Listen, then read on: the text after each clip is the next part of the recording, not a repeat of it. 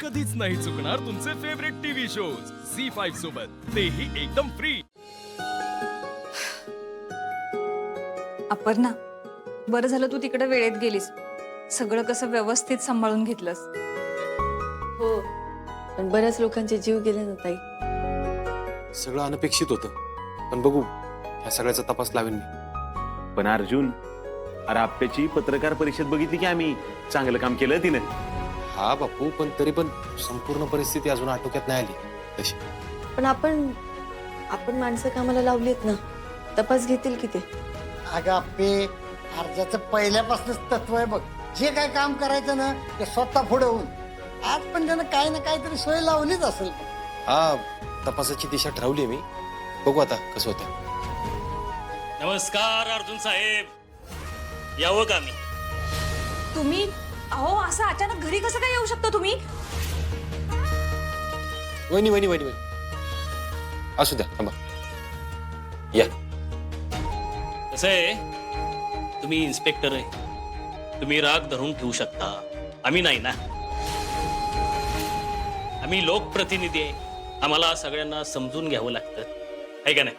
त्याचं काय जिजी साहेब, तुमचे खायचे दात वेगळे आहेत आणि दाखवायचे वेगळे आहेत, माहिती आहे मला। मुद्द्याचं बोलायचं आणि गपचूप निघायचं इथून। साहेब, तुम्ही इथं कशासाठी आलाय? इन्स्पेक्टर साहेब, ही पोलिसी रग आहे ना, जरा शांत ठेवा।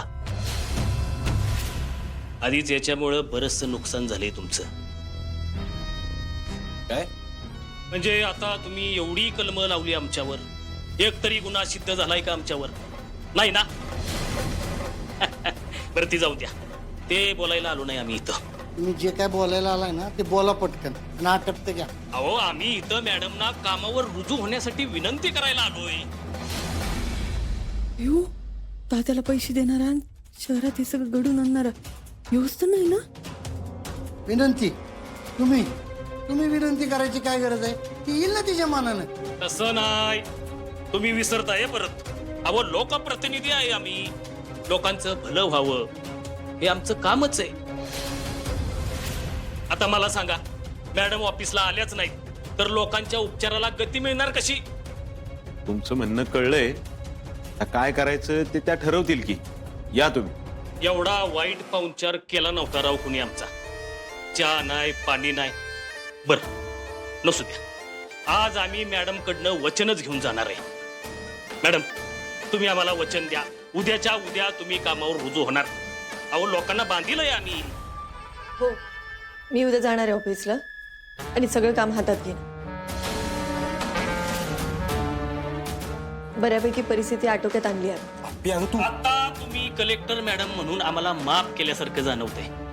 मॅडम, तुम्ही उद्याच्या उद्या कामावर रुजू व्हा आणि कामाला लागा। लोकप्रतिनिधी म्हणून माझी काय बी गरज लागली तर लगेच सांगा। सांगतो, मदत लागली तर सांगतो। आता बाहेर सोडून येतो तुम्हाला, चला। झी5 ॲप डाउनलोड करा आणि पहा सर्व एपिसोड्स एकदम फ्री।